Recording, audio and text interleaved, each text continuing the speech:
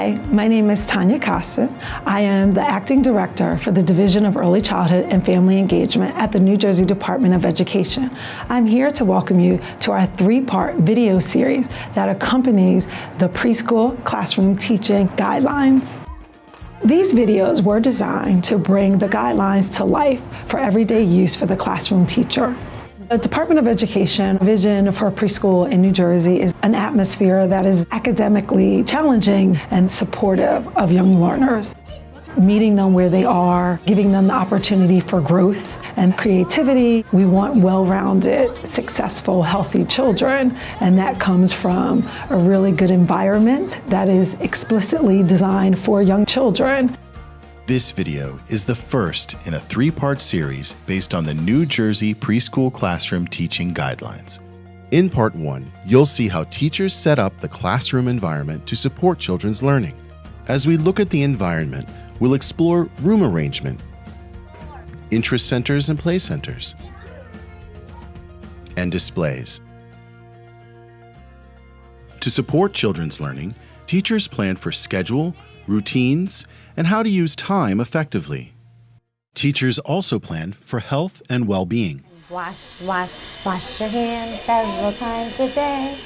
Wash your hands, wash the germs away. Okay, rinse off. And classroom management and rules. Okay, friends, Kaylee is already doing the carpet rules, right? Yeah! Who's ready? Me. What does it say? It has ears listening. Let me see everyone's ears. And finally, we'll see how the environment supports building a classroom community. Turn to your neighbor and shake their hands. Shake their hands this morning. Let's begin with room arrangement. Environments provide places for children to wander, to explore, to feel safe, and to learn. When teachers think about arranging the environment, they make use of all space in the classroom, placing furniture to create clear pathways, ensuring there is sufficient space for blocks and dramatic play, and arranging centers so that the quiet areas are apart from the noisier ones. Well-defined centers have materials appropriate for the focus of the center, space to play, and suitable storage. It's also important in the dramatic play or house area, the art area, the block area to have like materials. And then in doing that, giving the children the gift of time, having that long period of center time so that the children have the time to truly engage with the materials and therefore have the opportunity to learn new concepts and new ideas. Ring, ring, ring, ring, ring, ring. Who has the phone? Ring, ring, ring, ring. Hi, is a restaurant? Yeah. Can I place an order for delivery? Yeah. Yes. We have a pizza, we have a chicken. 5 little pumpkins sitting on a gate. The first one said, "Oh my, it's getting late." To go. I try to make the classroom warm and welcoming for the students so that they can feel safe and comfortable and ready to learn. They spend their entire day with us. It's like a second home. I like to use a lot of visuals, a lot of pictures, and that will help the children that maybe don't understand the words. They're just seeing as words as maybe not meaningful at the moment. So they'll see the pictures. You put it away and look for the matching picture. I use clear bins so the students can see what's inside the bins. By putting labels on the container and on the shelves, I'm integrating children's learning. They're matching and sorting, which is math. They're recognizing the word, the picture, and the object, which is literacy. They're learning about self-control by putting things back where they belong. When the classroom is organized and labeled, there's a certain sense of security in knowing where to locate things. Students know I'm going to the art area, there's a location in the room that's labeled, and I know what materials I need to use and exactly where I can find them. Lulu, you are using the scissor. Yeah, open, close. You see, open, close, open, close, open, close. The teacher has to set up the environment so that the children feel comfortable and free to explore the materials. The magnet tiles are something that the kids feel free to take out, They know that they can build on the floor or they can build on the table. Wow. Wow. The great thing about Magna Tiles is that they're open-ended and the children can use them in any way they see fit. An interest center is set up with a main focus, for example, a block area. The area is set up with different types of blocks so that the children are going there to build structures and to create. The accessories that we add are there to enhance the children's play. Need one more right there. Here's another big hollow block. Do you want to use that one? What could we use that for? When we first introduced the block area at the beginning of the year, we wanted the children to see how open-ended it was, how much they could do with different shapes and size blocks. We took pictures so that way they could see all the different creations they could come up with and that problem solving that's involved in building. Okay, you see these 3 pieces? 1, 2, 3. You make sure you put your paper in between the 3 pieces. 1, 2, 3. Okay, and then press hard. Are you ready? Let's see if it worked. You did it. Look, you punched holes in it. I want them to feel comfortable. I want them to take ownership of the classroom and the things that are going on. I have different materials in each area. In my writing area, I have a small desk, 2 chairs, white paper, colored paper, rulers, calculators, a hole puncher, crayons, scissors, a dry erase board with dry erase markers. I want to show them different tools that you could use and that what they're doing is important. There is purpose to their play. So what's your plan? Put tape. To put tape in it? Okay. I don't know how to cut it. That was a great way to do it. In the house area, the menus serve different purposes, not only to include language, but to include diversity in our classroom. Children are familiar with some of the foods that their friends like, their teachers like, and also learn about new foods. The menus also have numbers. How much I have to pay? $1. $1? We pretend that we're going to pay for it. We're going to look to see how much money it costs. Can you write down my order? Tell me when you're ready. I want to promote writing. So when I call them on the phone to place my order, I encourage the child to write it down. I display children's artwork in the classroom, but that's the way for the parents to get an idea of what children are doing. I use fabric on the walls. It brightens up the classroom and adds depth behind children's artwork. When I first hang up their work, they get so excited. Displaying it low gives them the opportunity to say, oh, I remember doing that. And we have conversations. Although I use orange. You're going to use orange now? I wonder what's going to happen to this color. I'm ready then. Are you finished painting? Yeah. You're going to wash your hands?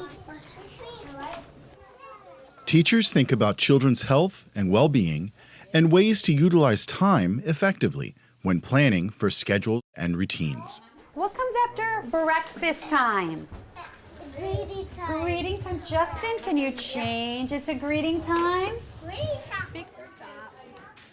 Intentional teachers really think about time spans and durations so that the flow of the day moves along. Children are active learners.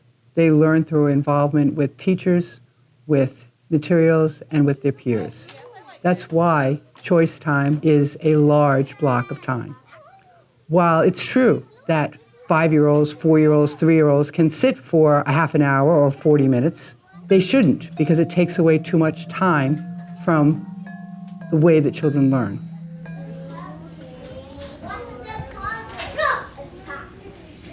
As a teacher, there is a lot to balance. We're trying to keep in mind lessons, objectives, standards, and everything that we need to do to get through the day. I see some letters, I see some lines. I see a little curved circle and a line down. Sometimes it is about the lesson and you really have everybody's attention and you can focus in on an objective. And then there are times when you have a child who's having a rough morning or who's looking for attention. They just want a hug or a gentle touch on the shoulder or a kind word. And sometimes intentions and the best laid out lesson may not go that way because what's happening right in front of you is taking preference. We talk about how we're going to set up the outside play space, planning to incorporate different gross motor movement activities outside in the stations. The children will help us to set up. We always have an obstacle course where children can hop and run, jump, and crawl. We have another station to throw with a beanbag or ball. You made bubbles now, you can rinse it. Rinse them clean. You have some on your wrist. There you go. We encourage independent self-help skills, self-care skills, while also supporting their healthy skills. It's on, get some soap. Can you roll up your sleeves? All right, you got this. If you have a xylophone, you could put your xylophone away and go get your things. My xylophone. To set the stage for engaged, meaningful learning, teachers use a variety of strategies for classroom management that include involving children in establishing classroom rules. We're doing the carpet rules. Are you sitting crisscrossed? Eyes up here? Are your hands on your lap? And now, quiet mouth. Classroom management doesn't magically appear. You have to work very hard at it. And without it, learning would be very difficult. You have to calm yourself because they read it and they copy. Use your words. I'm getting this. Okay, wait, hold on, ready? When you're finished playing with the baby, do you think we could share him with Eric? No? Why not? Because I was using it first. Okay, but when you're finished, can we share it? Okay, so why don't we tell your friend? Turn to your friend and say, Eric, I can share her with you when I'm finished.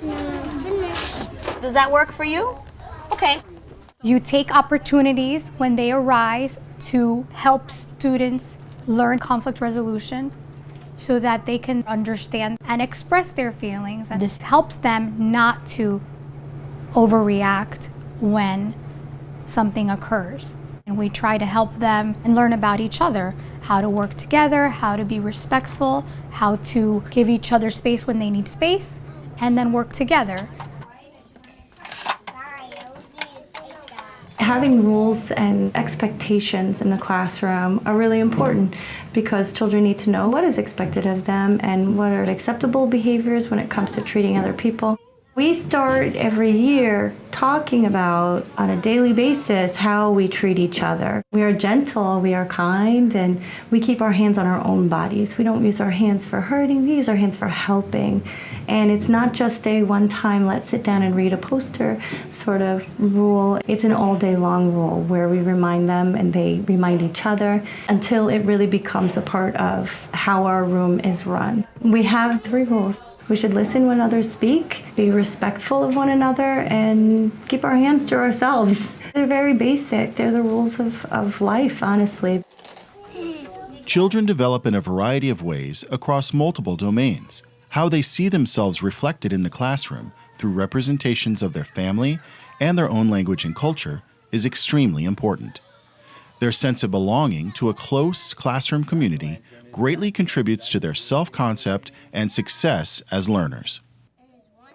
So I have high expectation for my students, and I model for them, and I explain what I'm expecting from them. I talk to them about community. I have the helper chart. Everybody has a job. Everybody had to do something to support the classroom. Who picked their class helpers? Justin is going to turn the lights on and off. Relationships in pre-K are the essence of education. Young children that are starting a school experience need to have the most positive, nurturing, welcoming environments to be able to thrive academically, socially, emotionally, to take risks in their learning and be comfortable. Tell me, how many people in your family? 5. 5? Who's in your family? Who do you live with? Andrew. Andrew? And Kimberly. And His sister's name is Kimberly, like you. Young children need to identify, to feel part of something. When you go in the classroom, you see representations of families. Also food, clothing, and language. Our culture is a part of ourselves that we bring into our world. Now I'm going to ask you a question. How do you say that in Spanish? Because I have a lot of friends that need a little translation, so who can help them out? I'm going to, Grace.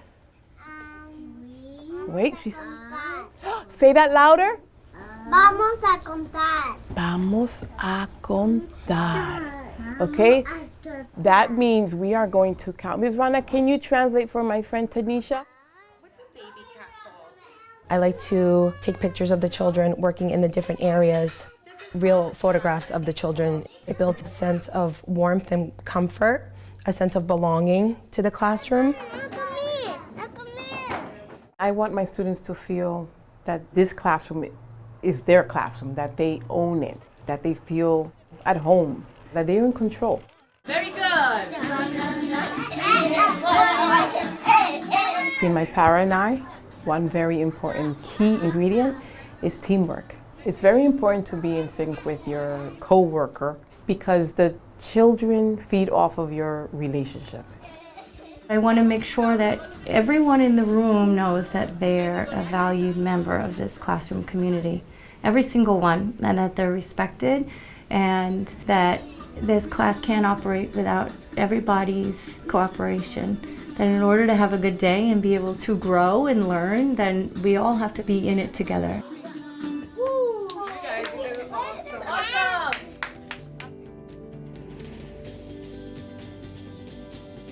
For more information about best practices in preschool classrooms, search online for the New Jersey Preschool Classroom Teaching Guidelines, a comprehensive document outlining how effective teachers support and enhance children's learning in high-quality preschool classrooms.